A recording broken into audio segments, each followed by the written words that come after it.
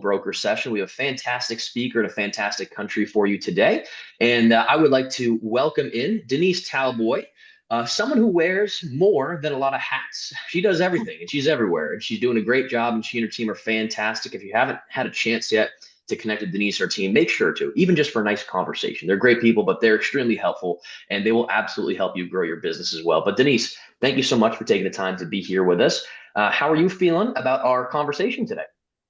I am thrilled. This one is a bit special. Not only is it based in Colombia, Latin America, but I want to introduce my friend and broker owner of One Grupo in Medellín.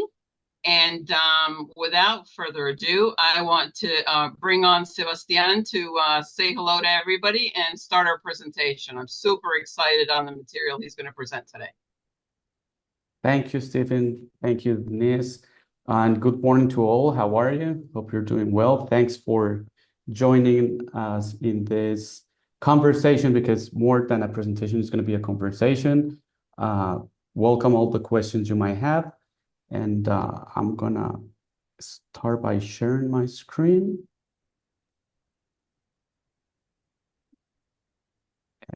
There you go. I'm going to talk about my city, Medellín, my home where I was born and raised.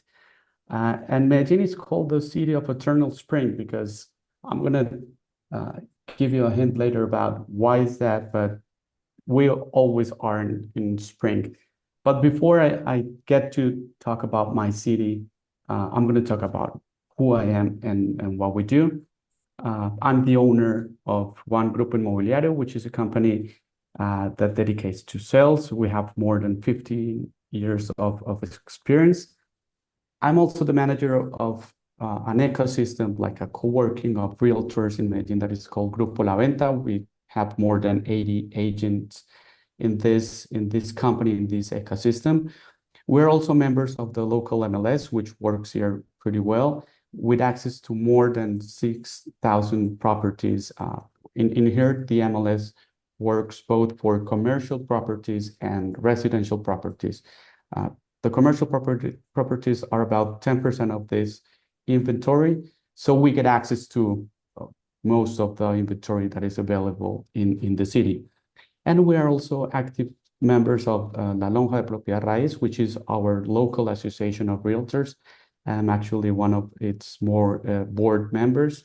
And also we're part of Link Real Estate like for 3 years now, which has had a great impact in how we do businesses and get to connect to awesome people like you and as Denise, that has opened this opportunity to talk a little bit about my city.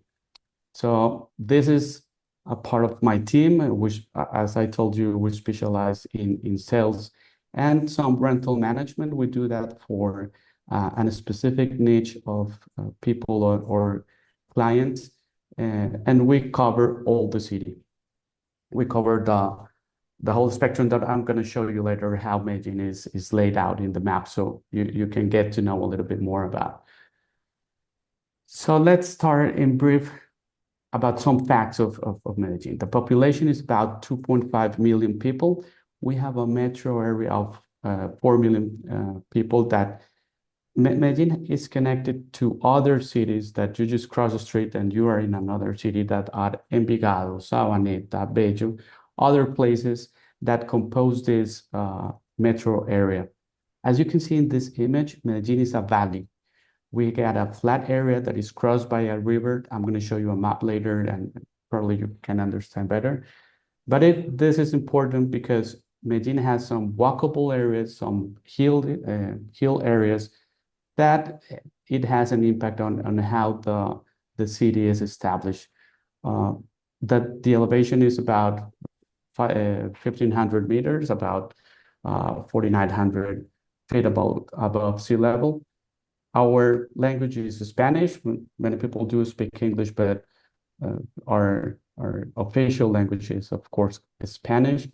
Our currency is the Colombian peso, which is right now at an exchange rate of 4,100 pesos are $1.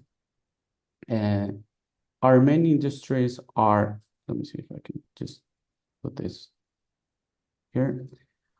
Our main industries are technology, finance, textiles, construction, and tourism. The main bank of Colombia is located here, which is Colombia. About technology, I'm going to talk a little bit further about this in the presentation. Medellin still has a big textile industry, but it was very strong in the past. In the 60s, 70s, we had a big textile industry. My background, not my background, I just worked for a year in the textile industry, but I realized how important that is for the city. In fact, probably you can see here a building that is called the Edificio Coltejer, which is a very well-known building or construction that was made back in the 60s, 70s. And the shape of the building is like a needle because of this textile heritage that we have.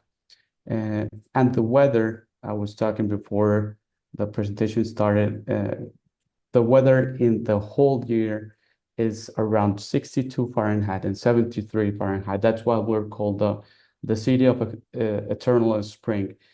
We say we have summer when it's sunny, and we say we are in winter when it's rainy. We don't have seasons, and the whole year that's the average temperature we have for the whole year. So before I go in deep about the real estate as what has gathered us in here, I want to talk about where Medellin came from and where it is right now. And it's a fact that Medellin was known for something before, for its violence, for the problems that we had, and we lived that. But now Medellin has changed a lot from that background, from that past that we have had. And I'm going to show you a small chart about how that has decreased over the decades in an amazing way. And I've lived that transformation before, like back in the 90s, which was the worst area that we had. We had our homicide rates per 100,000 inhabitants of about 375 homicides per 100 inhabitants. That was crazy. That was horrific times. Right now, as 2024, we're at about 10.2. That is a huge decrease on how the city has transformed for a past of violence, of drugs, or many things that probably is what it was and still in some places are shown as the city, to a city completely different of how it was. And that compared to how Bogota is, how Cali is, which Bogota is the capital of Colombia and Cali is another big city in the country. We have come down a lot. And if you compare that to rates in the States, we're about the same as how Alaska had its homicide rates back in 2022. And if we compare that to other cities in the States, we're down than St. Louis, Chicago, Washington, Buffalo, Auckland, Newark. So that is to put things in perspective. Of course, as a big city, we have problems, we have issues, we have things to deal with. But that past that we were known for, that is something completely different as how the city is today. And what has been the impact of this transformation? In 2022, the city was awarded as the best emerging destination in South America, the best getaway destination in South America in 2020, in 2021 by the World Travelers Award. Has been awarded as the best creative tourism destination by the Creative Destination Network.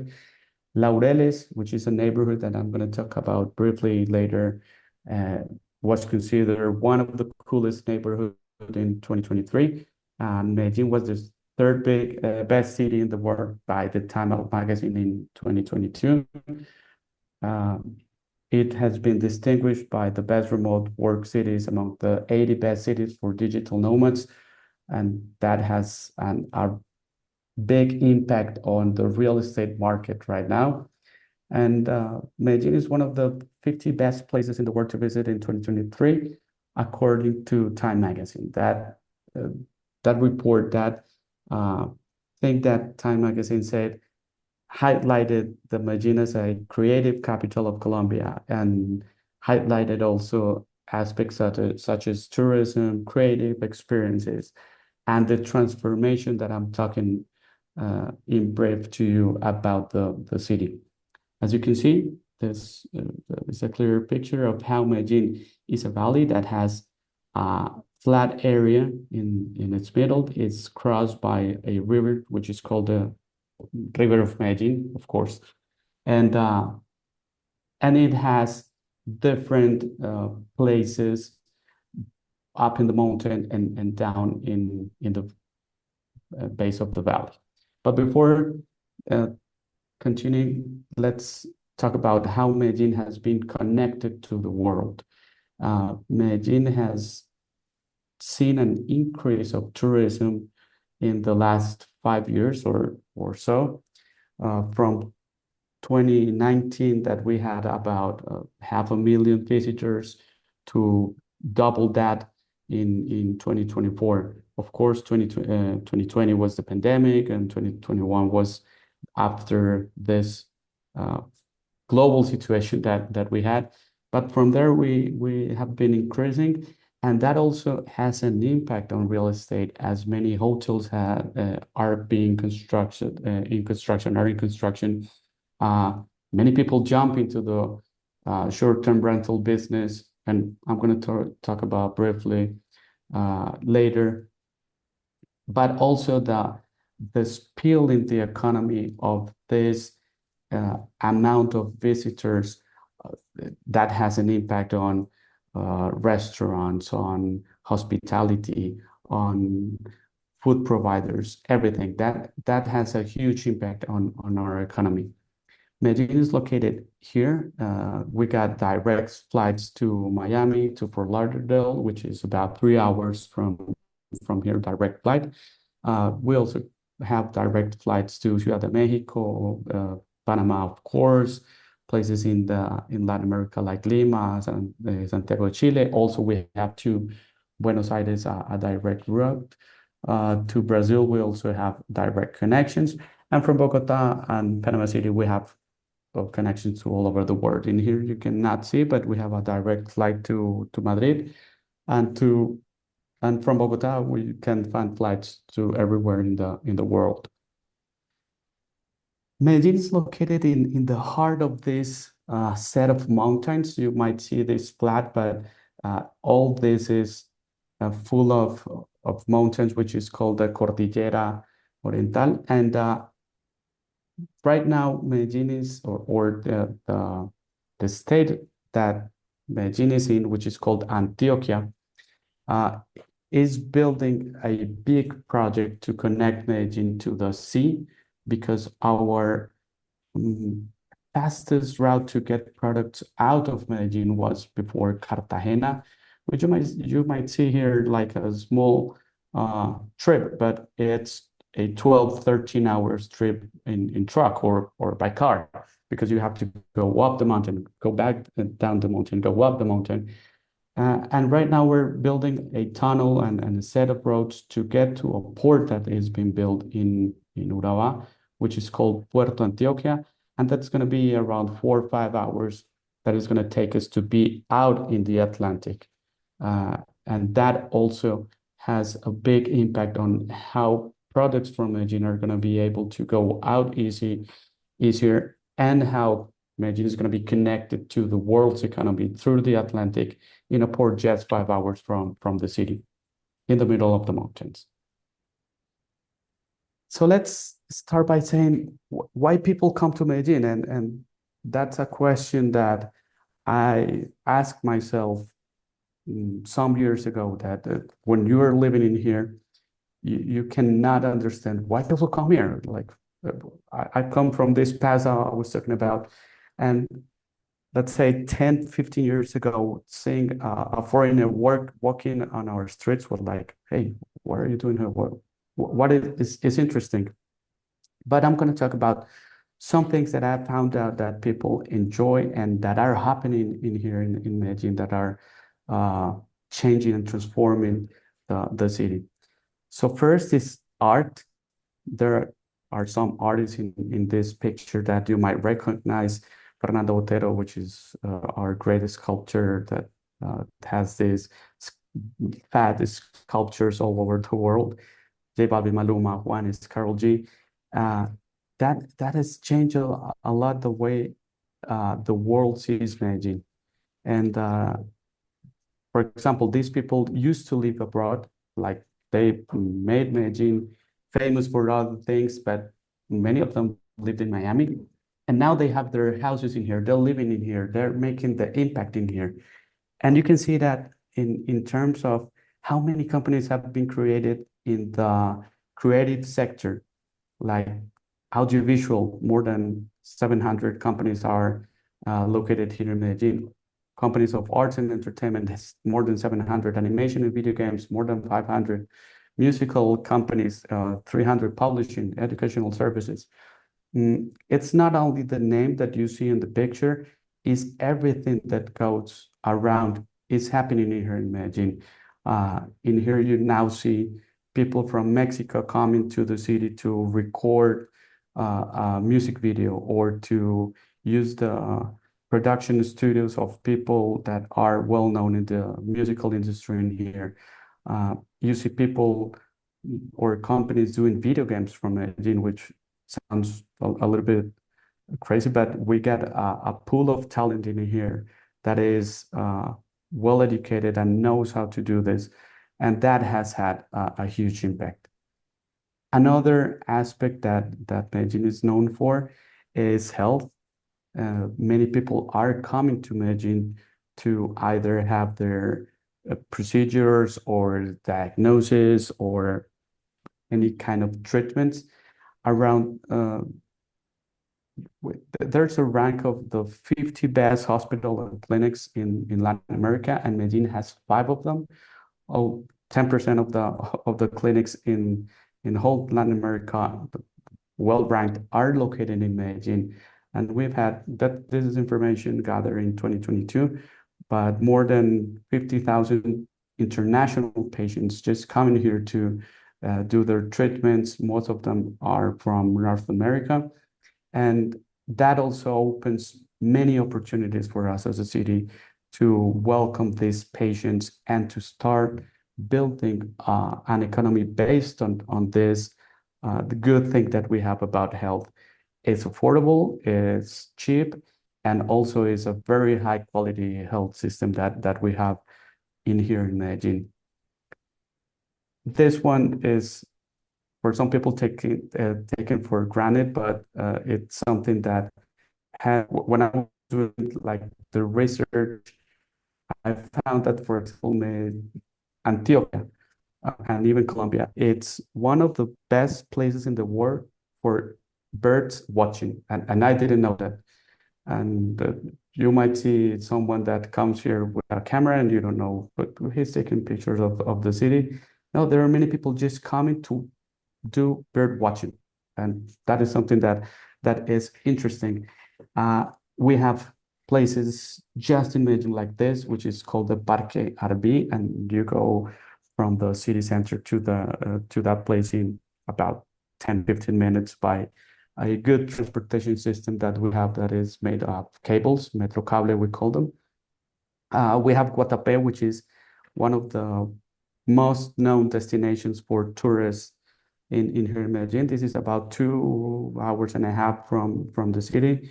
And for example, this place is full of hotels or restaurants, and it has created a very good impact in the small town of Guatapé, as it, for example, has zero rate of unemployment because everything is full, everything is booked, everything is working because many tourists are coming to this place.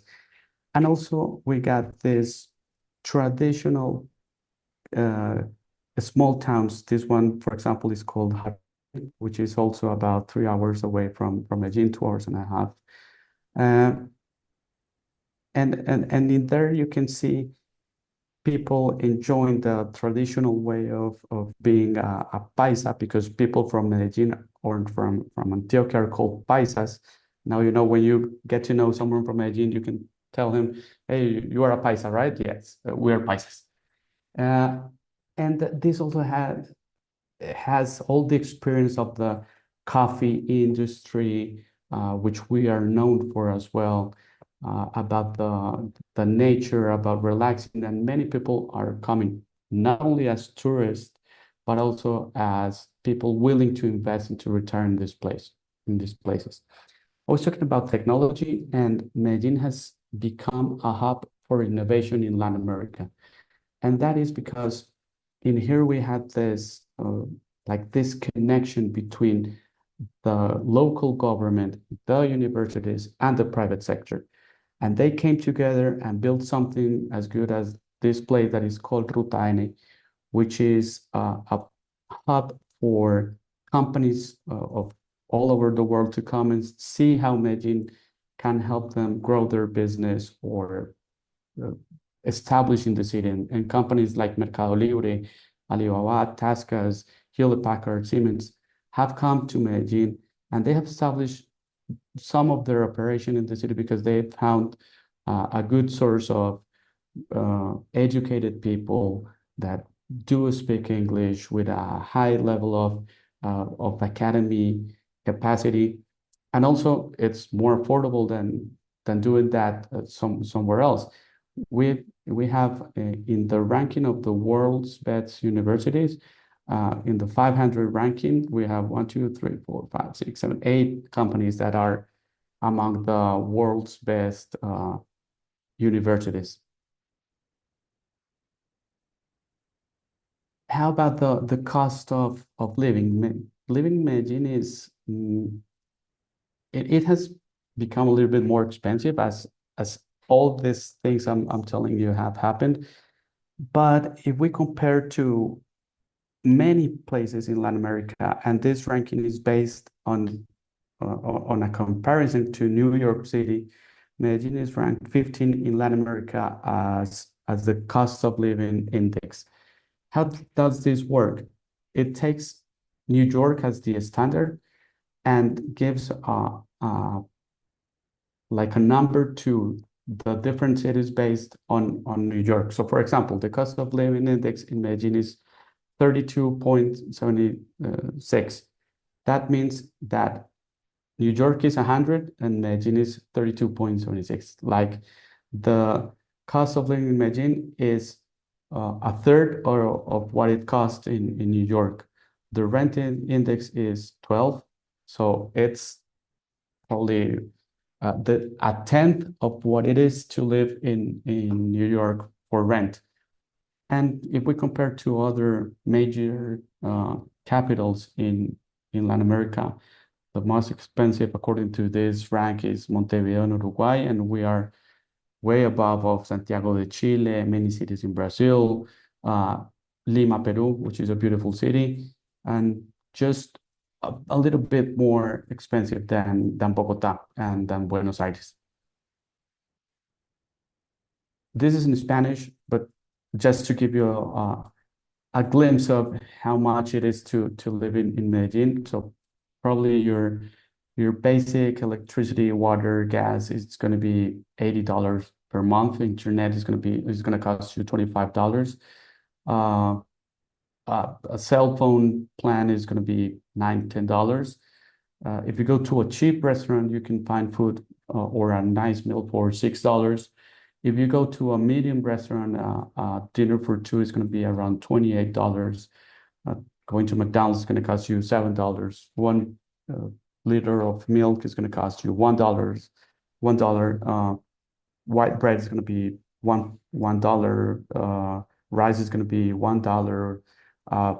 Bunch of eggs, 12 units of eggs is going to be $2. 1 kilogram of chicken is going to be $5, $6. Red meat is going to be $9, $10, 1 kilogram. If you go on the public transportation system, which is very good. We are the only city in Medellin that has, for example, a metro, and Bogota is building another one. But you can get from the southest point of the city to the northest point of the city in just about 30 minutes in the metro system.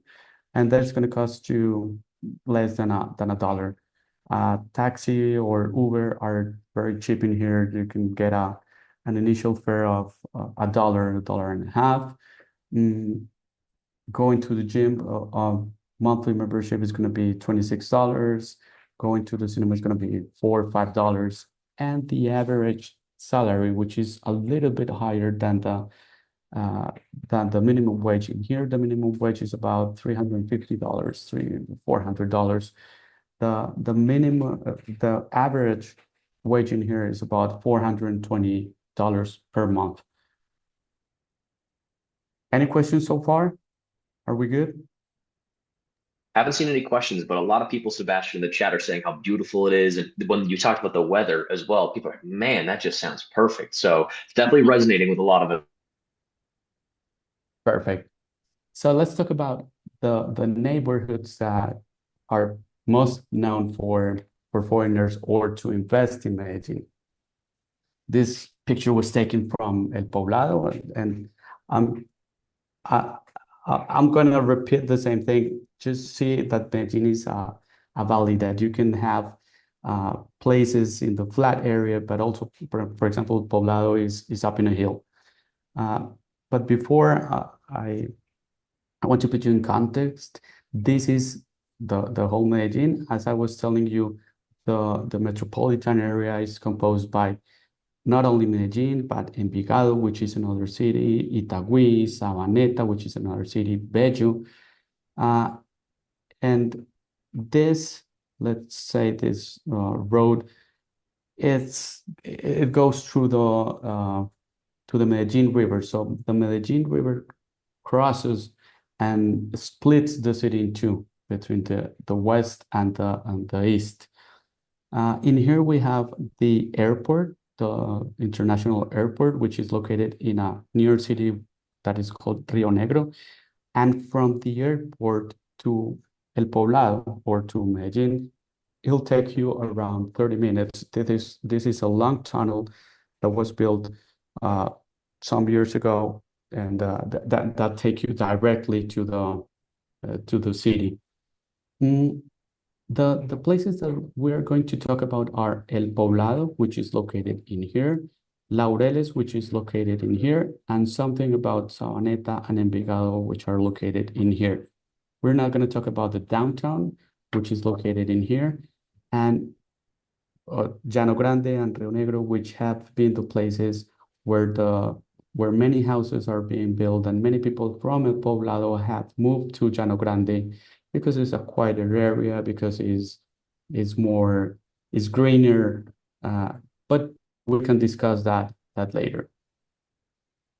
So first of all, El Poblado. This is another view from El Poblado, going on and watching to the south. This is the south part of the city where Sabaneta and Envigado, which I'm going to talk about later, are located. El Poblado is an upscale neighborhood. It is recognized internationally.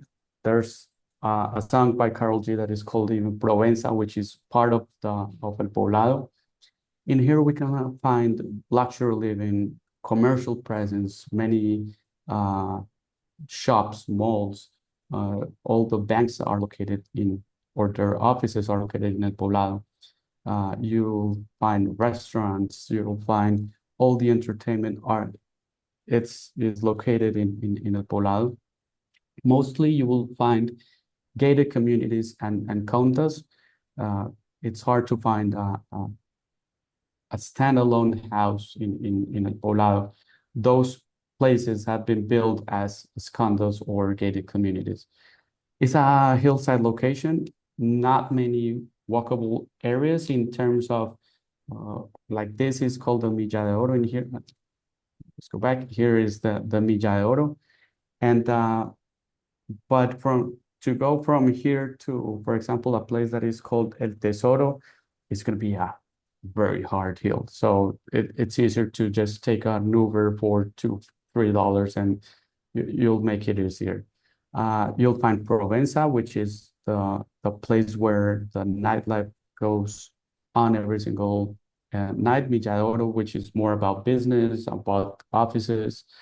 Uh, El Tesoro, which is a commercial mall, and a small neighborhood within El Poblado. And when we talk about prices, we can see an average of 8 million pesos per square meter. That is about $1,900 per square meter, or $176 per square feet. And I'm not sure if I'm correct, but probably in Miami it is around what, $400 per square feet, and this is the more or the most luxurious neighborhood in the city. Of course, you can find prices that are higher than that, but that is an average of what you can find in Medellin. Then you have Laureles. Laureles is part of the flat area that I was showing you. Laureles is a traditional neighborhood in the city. It has this mix of residential and commercial uses. You won't find this high 20, 30, 40-story floors buildings. You'll find low mid-rise buildings, townhouses, older homes. It's very walkable, it's green, it's connected to the whole city. You'll find also some nightlife in La Setenta, Avenida Nutibara, which has a lot of restaurants, trendy cafes, and the prices are a little bit less expensive than in Poblado, around 6.5 million pesos per square meter. That's about 1,500 per square meter, or dollars per square meter, or 140 per, this is a typo, per square feet. And I wanted to talk about Envigado and Sabaneta, which are that they still have this authentic Colombian feel. You still have these main squares like that we call parques or Parque Principal that give you this small town feel. These places are more family oriented. Of course, you find high-rise buildings, many construction going on in some of these places, but prices are also less expensive than El Poblado and than Laureles. You might find an average of 4.5 million pesos per square meter, around $1,000 per square meter, or $100 per square feet. And when we see who is buying in Medellin, the main people that are investing right now are Colombians living abroad. We saw that a lot in 2023 because we had an increase in the exchange rate. I was telling you at the beginning that we have right now an exchange rate of about 4,000 pesos per $1. During this, let's say, political instability and uncertainty that we had in 2023 with the new president, the market freaked out a little bit in terms of exchange rate, and it went up to more than $5,000 per dollar, 1,000 pesos per dollar. And what happened is that many Colombians living abroad said, hey, this is a great opportunity. I'm going to bring my dollars and buy something in my country. And they have the possibility to get loans. And this is very important because we have had many foreigners willing to buy in Colombia, and they ask, hey, I want to get a loan. Can I get a mortgage? And it's extremely difficult for a foreigner to get a mortgage in Colombia because local banks only give loans to people that can show that they produce their money in Colombia, that their main source of income is located in Colombia. And that's why it's really difficult for a foreigner to get a loan in here. So sometimes the best option is for them to get a loan back in their country and bring the money. Also because the interest rates are mostly better outside Colombia than in here. Right now we have an interest rate of about 10-11% annually, and for sure you can get better deals in the States. Also expats, many people are coming here from mainly the States. Many people are coming to retire. They found Medellin as a good place to live their golden years without having to spend everything on rent and having the possibility to go back and forth. And also we have had a lot of digital nomads, which it's worth saying that they're nomads, but what they're doing is that they come here, buy a place, they stay here 3-4 months, then they go traveling all around the world, and then they come back, and they're part of this set of foreigner buyers that are investing in Medellin. So now I'm going to show you. I Sebastian, don't know. Yep. sorry, we had a quick question that came through regarding some of this with buying. This one, first one's actually about rentals, and then we have another question that just came through. So the first is the person said it's beautiful. How does it work with short-term rentals? So if you'd explain that, that'd be really helpful. Yeah, I'm going to talk about that in a couple Perfect. of slides, but Okay, I have perfect. that Okay, on the then the book. next one here is what does a foreigner have to provide as legal documents to purchase a property? Okay, just the passport. Any foreigner can buy in Colombia with just the passport. You don't. There's no restriction for foreigners to buy in Colombia. So just the passport. When you do the title, you need an official translator if you don't speak English, but of course we can provide one, and that's pretty much it. And I can talk a little bit more about in the at the end of the presentation.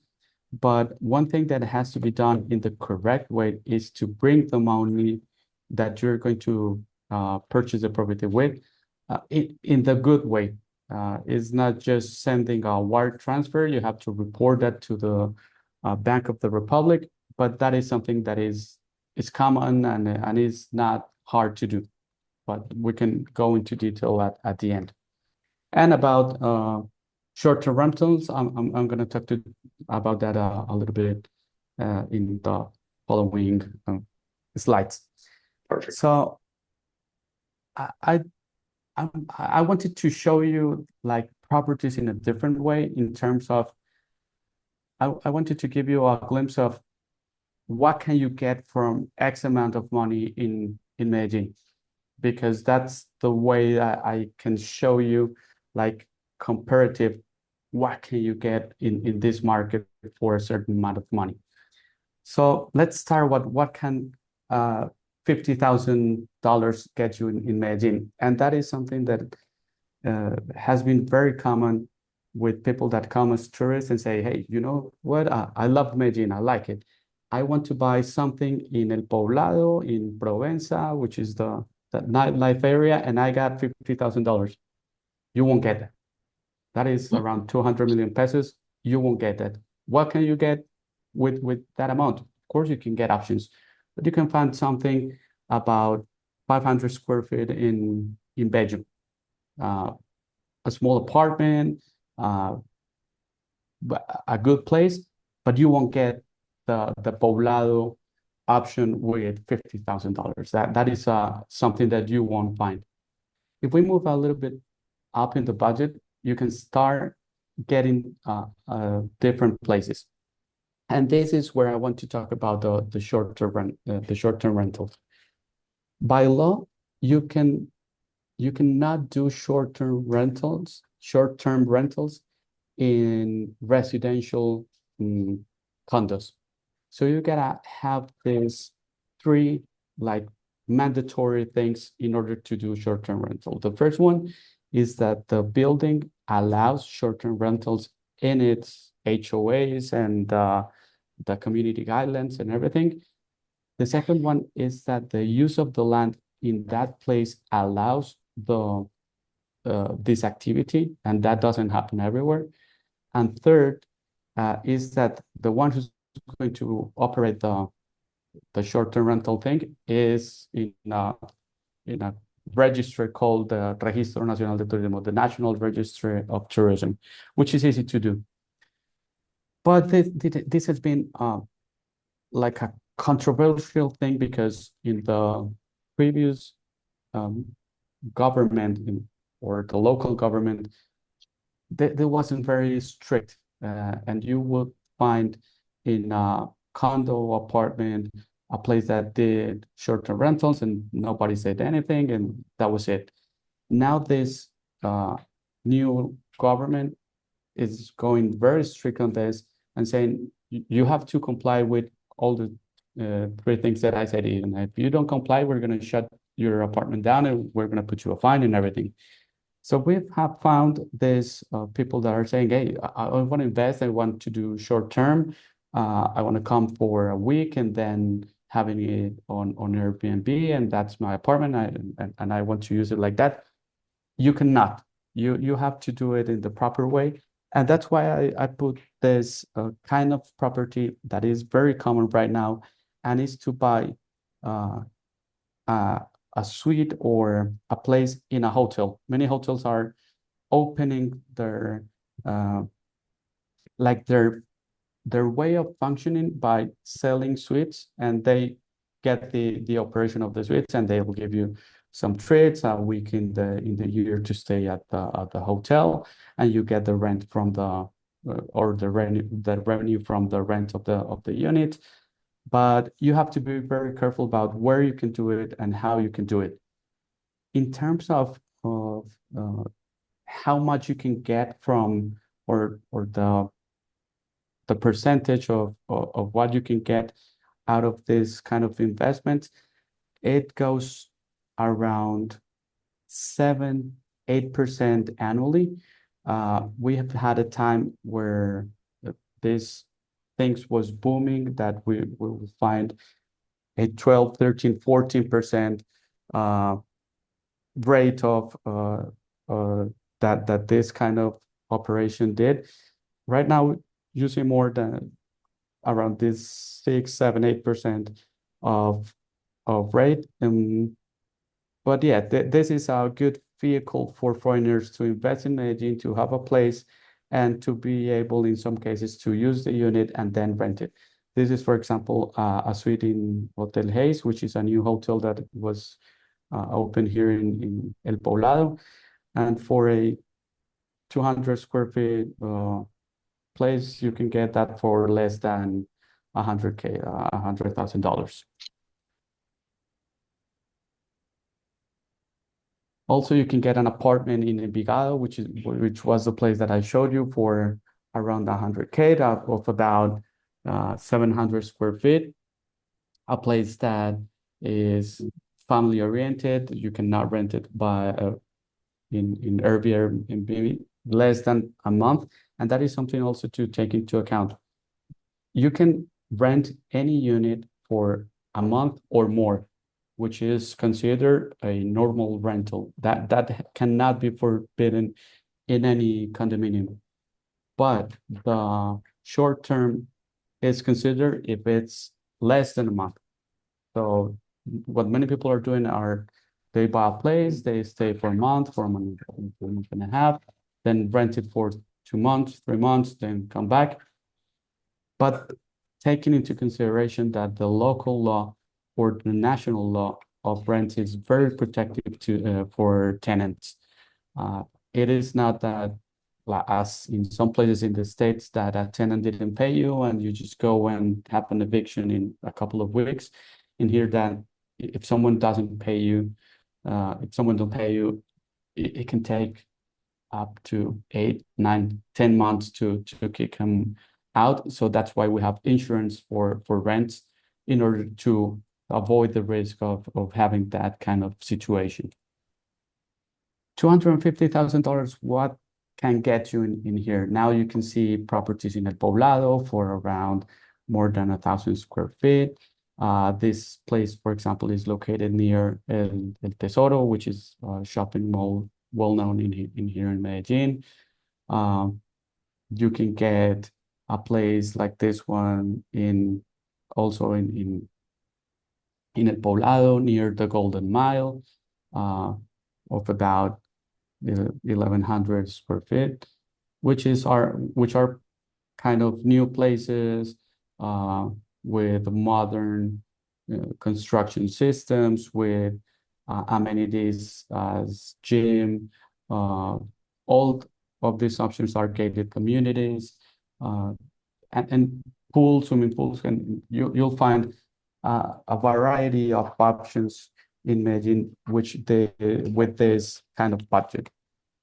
If you move a little bit higher, then you can find places for $500,000 of about almost 2,000 square feet, places that have more design, better finishes, better materials, and also larger areas and spaces. Or you can see houses with some land, some garden, of about 3,400 square feet of construction of building in square meters or square feet, and land of about 5,000, 6,000 square feet. What can a million get you? That's where the market starts to show now things with detailed in the design, with more options that are for not only for foreigners, but for people here that are doing well in these industries that I told you about. For example, this house is newly renovated with a construction of almost 4,000 square feet, with a land of almost 7,000 square feet.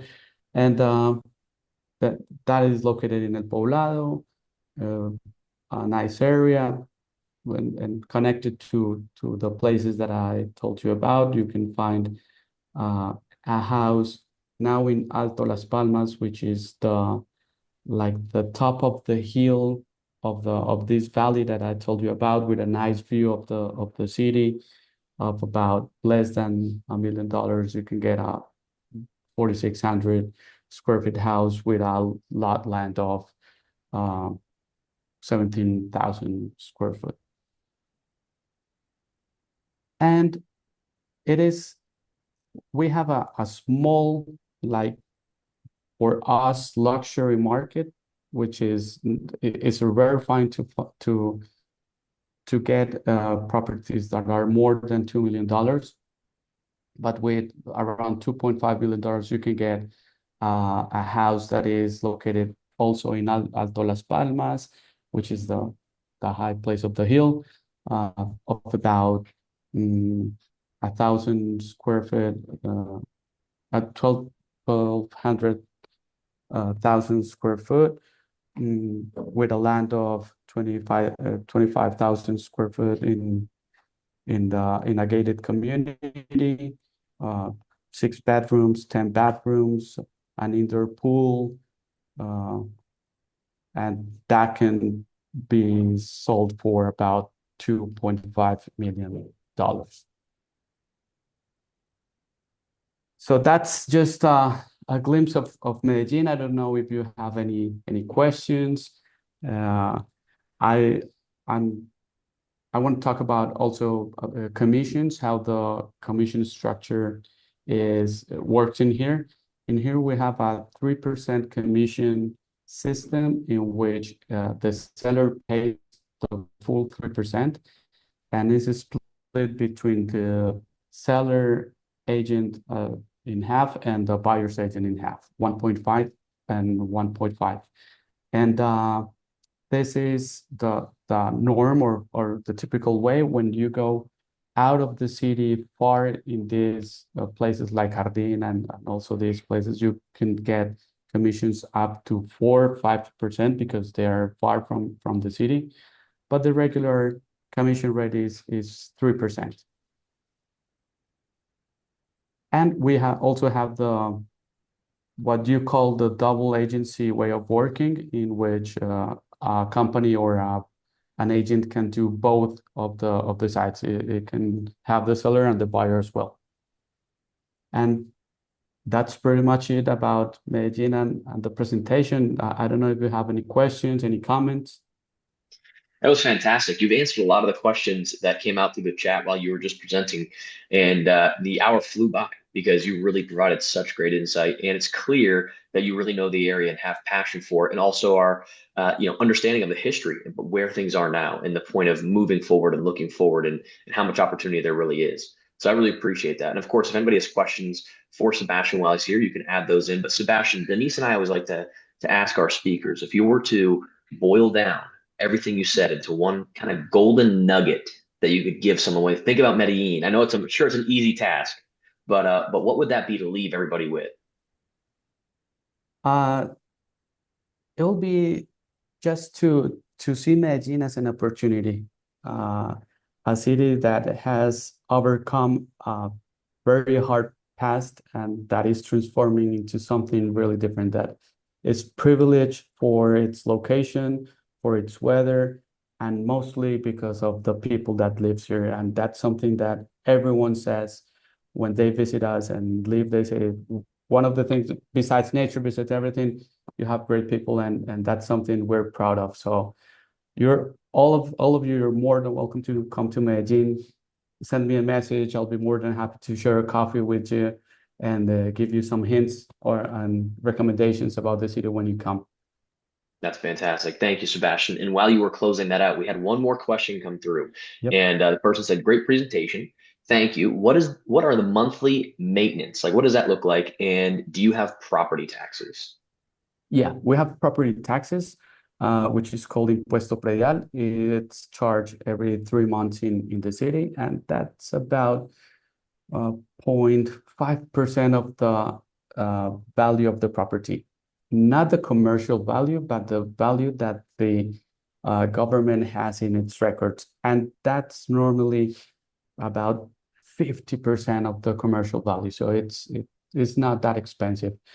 In these gated communities, we have HOAs, and that depends on the number of units that the condo has, that the expenses are shared. But you can find for around $1 to $2 per square meter charges in HOAs. That's a great explanation. And it's funny, I asked you about the golden nugget. Someone in the chat asked, Sebastian, are there still gold mines? Depends on what you consider gold mines and your time frame. Gold mines, I guess, in every single market you can find. And if in this one and in all markets, if you have cash, you have those opportunities. And yes, if we look with the mirror going back, I myself say, hey, why didn't I invest in this small neighborhood that became the great neighborhood in El Poblado? There are places outside of what everyone knows, which is Poblado, Laureles, the places that I told you, that are transforming slowly but steadily to become great parts of the city. And if you have patience, there are some places that you can invest, and in 4 or 5 years are for sure going to become what some places in El Poblado are right now. Fantastic. Fantastic. Well, thank you for that, Sebastian. Really appreciate it. Denise, is there anything you would like to say to close us out this morning? I really want to know what the lady in the green vest was saying that everybody was having a good time with. She doesn't like pictures, and something like that was saying about the picture we took. For sure. I'm completely positive about that. Sebastian, I can't thank you enough for your time today. I think it was an amazing presentation. All our people really loved it. And if anybody has any questions, potential referral that Sebastian and his team can educate us on and educate your client, please reach out to me. I'd love to connect. I'd love to connect you with Sebastian and his team. But thank you, my friend. Thank you for the opportunity, and thank you for being here. Absolutely. We'll definitely have you back on. You did a fantastic job. So thank you so much. And for everybody else who joined, we really appreciate your time and attention this morning. We look forward to seeing you at the next Global Broker session. Have a wonderful day. And Denise, thank you for everything as well. Have a You. great day, guys. Thank Thanks you. so much.